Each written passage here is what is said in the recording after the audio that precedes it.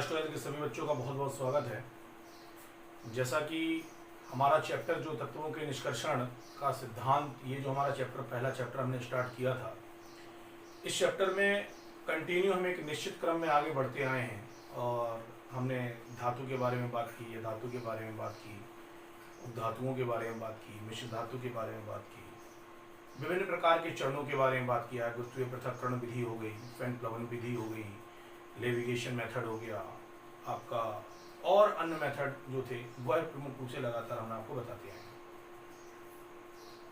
आपने जब निस्तापन भर्जन प्रगलन की क्रिया के बारे में पढ़ रहे थे तब आपने एक चीज को देखा था कि जो सांद्रित अयस्क होते हैं, उन सांद्रित अयस्क से शुद्ध धातु को प्राप्त करने के लिए आप निस्तापन भर्जन और प्रगलन की क्रियाओं को करने का कार्य करते हैं। ये क्रियाएं एक निश्चित भट्टी के अंतर्गत संपन्न होने का क्या करती हैं, कार्य करती हैं। भट्टियां क्या होती हैं? तो भट्टियां वे उपकरण हैं जिनके द्वारा प्रमुख रूप से सांद्रित अयस्क से हम प्रमुख रूप से निस्तापन भर्जन एवं प्रगलन की क्रिया के द्वारा धातु को प्राप्त करने का क्या करते हैं, कार्य करते हैं। इस प्रकार की एक आम अमूमन छोटी सी भाषा में भट्टी की परिभाषा को हम परिभाषित करने का कार्य कर सकते हैं। भट्टियों के क्रम में हमने सबसे पहली भट्टी परावर्तनी भट्टी के बारे में कल आपसे बात कर ली थी। परावर्तनी भट्टी के साथ ही अब हम जो नेक्स्ट टॉपिक हमारा जो आ रहा है, उस भट्टियों के अंतर्गत सबसे पहली भट्टी जो थी वो हमने परावर्तनी भट्टी पढ़ी थी। परावर्तनी भट्टी के बाद दूसरी भट्टी आते हैं। आज वात्या भट्टी के ही बारे में केवल बात करेंगे। ये वीडियो केवल स्पेशल वात्या भट्टी के लिए ही है। ये बहुत इंपॉर्टेंट है और सबसे ज्यादा भट्टियों में से जो क्वेश्चन पूछा जाता है वो वात्या भट्टी के क्वेश्चन में से ही सबसे ज्यादा क्वेश्चन आते हैं। हमें इस चीज को विशेष तौर पर याद रखना है और पढ़ाई के साथ साथ ये भी याद रखना है कि हमें घर पर ही रहना है, अपने स्वास्थ्य का भी ख्याल सबसे पहले रखना है। उसके उपरांत शिक्षा को हम घर पर ही बैठकर करने का कार्य करेंगे। एशियस स्कूल आशा करता है कि आप अपने घर पे होंगे, सुरक्षित होंगे और लगातार पढ़ने का कार्य कर रहे होंगे। टेस्ट भी हम आपके ले रहे हैं इसी आशा के साथ कि आप पढ़ रहे होंगे। आइए हम अपनी वीडियो को स्टार्ट करते हैं। वात्या भट्टी के बारे में सबसे पहले देखते हैं। देखिए, वात्या भट्टी, जैसे कि सबसे पहली बात आती है कि भाई वात्या भट्टी को वात्या भट्टी क्यों कहा गया? तो वात्या भट्टी को वात्या भट्टी इसलिए कहा गया, लिखा है, इस भट्टी को वात्या भट्टी इसलिए कहते हैं क्योंकि उच्च ताप प्राप्त करने के लिए इसमें वायु की तेज धारा को प्रवाहित करने का कार्य किया जाता है। इसमें हम किसी ईंधन को जलाकर प्रमुख रूप से पाए जाने वाली उच्च ताप को प्रदान करने का कार्य नहीं करते। इस विधि के अंतर्गत जो हम ताप प्रदान करने का कार्य कर रहे हैं वह वायु की तेज गर्म धाराओं के द्वारा प्रमुख रूप से जो हमारा सांद्रित अयस्क है उसको हम प्रमुख रूप से गलाने का क्या करते हैं, कार्य करते हैं। भाई, ईंधन की जगह पर गर्म वायु क्यों लिया? इसीलिए लिया क्योंकि गर्म वायु के द्वारा बड़ी तेजी के साथ प्रमुख रूप से पाए जाने वाले ईंधन को गलाने का कार्य किया जा सकता है। ताप को बड़ी तेजी के साथ प्रमुख रूप से बढ़ाने का कार्य किया जा सकता है। ईंधन तो पहले जलेगा फिर ऊष्मा प्रदान करेगा, और गर्म वायु जो होगी वह प्रमुख रूप से पाए जाने वाली बड़ी तेजी के साथ प्रमुख रूप से पाए जाने वाली हमारे ईंधन को क्या कहते हैं, पाए जाने वाले अयस्क को गलाने का क्या करेगी, कार्य करेगी। तो क्वेश्चन पूछेंगे वात्या भट्टी को वात्या भट्टी क्यों कहते हैं? तो आप सीधी सी बात है, वात्या भट्टी को वात मतलब होता है हवा, यानी भट्टी में हवा के द्वारा प्रमुख रूप से गर्माहट को उत्पन्न करने की क्रिया। तो वात्या भट्टी का मतलब हुआ एक ऐसी भट्टी जिसमें प्रमुख रूप से पाए जाने वाले उच्च ताप को उत्पन्न करने के लिए हम प्रमुख रूप से पाए जाने वाले किसको, गर्म वायु को उपयोग में लाने का क्या करते हैं, कार्य करते हैं। इस प्रकार की भट्टी को हम वात्या भट्टी के नाम से क्या करते हैं, जानते हैं। इस भट्टी की जो ऊंचाई है, इस भट्टी की जो ऊंचाई है वो 25 से 60 मीटर होती है। व्यास इसका 12 से 14 मीटर तक होता है। इस भट्टी की बाहरी सतह इस्पात से मतलब चादर से मिलकर बनी थी, लोहे की धातुओं के द्वारा बने रहने का कार्य करती है। और आंतरिक दीवारें जो होती हैं वह अग्निशय ईंटों से मिलकर बनी होती है। अग्निशय ईंट का मतलब ऐसी ईंट जो प्रमुख रूप से बड़ी आसानी के साथ आग के ताप को प्रमुख रूप से सहन करने का क्या करती है, कार्य करती है। इस प्रकार की ईंट को हम प्रमुख रूप से अग्निशय ईंट या अग्निरोधक ईंट के नाम से क्या करते हैं, बेटा, जानते हैं। इस भट्टी के 3 भाग होते हैं, बहुत अच्छे से याद रखना।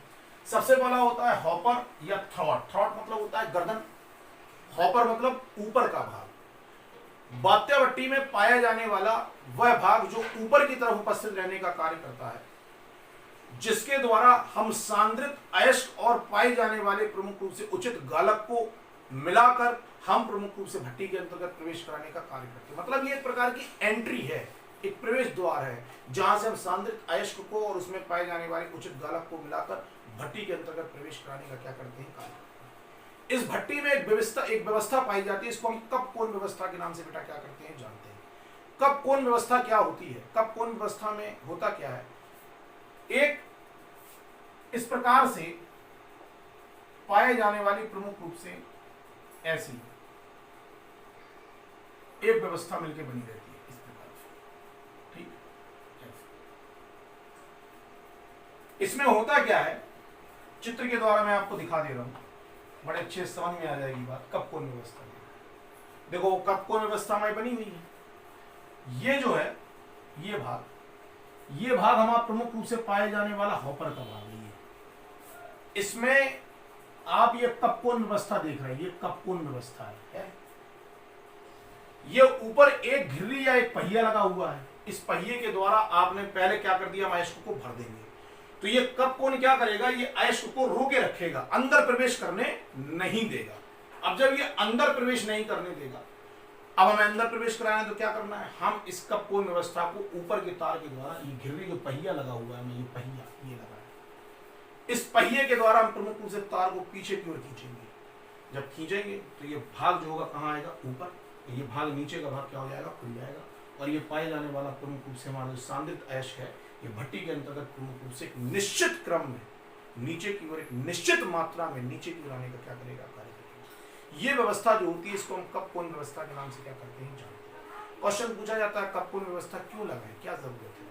तो एक निश्चित मात्रा में सांद्रित अयस्क को भट्टी के अंतर्गत प्रवेश कराने के लिए हम जिस व्यवस्था को उपयोग में लाने का कार्य करते हैं, इस व्यवस्था को हम कप कोन व्यवस्था के नाम से बेटा क्या करते हैं, जानते हैं। कप कोन व्यवस्था के बाद नेक्स्ट आता है बॉडी तथा वाश। समझते चलना है हमें बड़े ध्यान से इस चीज को। बॉडी तथा वाश के अंतर्गत बॉडी तथा वाश क्या है, तो बात्या भट्टी का निर्माण दो शंकुनुमा संरचनाओं से मिलकर होता है, जिसमें ऊपर वाला लंबा शंकु जो होता है उसको बॉडी, नीचे वाला छोटा शंकु जो होता है उसको हम वाश के नाम से जानते हैं। इनका निर्माण अग्निसह ईंटों से मिलकर होता है। इसमें ऊपर से नीचे की ओर आने पर ताप बढ़ता है और नीचे का ताप सबसे अधिक कितने डिग्री सेंटीग्रेड, 1600 डिग्री सेंटीग्रेड प्रमुख रूप से रहने का कार्य करता है। वॉश वाले भाग में दो ट्यूबियर लगे होते हैं, जिनके द्वारा गर्म हवा को भट्टी में भेजने का कार्य किया जाता है। बात्या भट्टी में दो शंकुनुमा संरचनाएं होंगी। ऊपर की शंकुनुमा संरचना जो होगी वो बॉडी, नीचे की ओर शंकुनुमा संरचना जो होगी वॉश। चित्र में देख लो, आओ देखो ये चित्र देखो। इस चित्र में बॉडी तथा वाश आपको दिखाया जा रहा होगा। बॉडी तथा वाश में हमने पढ़ा कि बात्या भट्टी में दो शंकुनुमा संरचनाएं रहने का कार्य करती हैं। ऊपर की ओर पाई जाने वाली जो शंकुनुमा संरचना थी उसको हमने प्रमुख रूप से बॉडी, और नीचे की ओर पाई जाने वाली शंकुनुमा संरचना जो है वो वाश। देखो ये जो भाग आप देख रहे हैं, ये भाग प्रमुख रूप से पाई जाने वाली क्या कहलाती है बेटा, बॉडी। और नीचे का ये भाग जो होता है, इस भाग को हम प्रमुख रूप से पाए जाने वाले किसके नाम से, वाश के नाम से क्या करते हैं, जानते हैं। इनका निर्माण किससे मिलकर हो रहा, अग्निसह ईंटों से मिलकर हो रहा।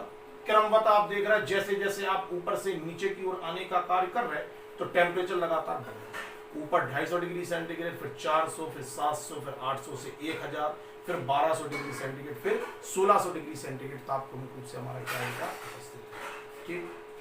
पाए जाने वाले वाश वाले भाग में दो ट्यूबियर लगे हैं। इन ट्यूबियरों का काम क्या है, यही बेटा गर्म हवा को प्रमुख रूप से पहुंचाने का क्या करते हैं, कार्य करते हैं। इन्हीं के द्वारा गर्म हवा जो होती है वह प्रमुख रूप से भट्टी के अंदर प्रवेश करती है, और पाए जाने वाले प्रमुख रूप से जो हमारा अयस्क है, उस अयस्क को प्रमुख रूप से पिघलाने का कार्य किया जाता। ये बॉडी तथा वाश की बात।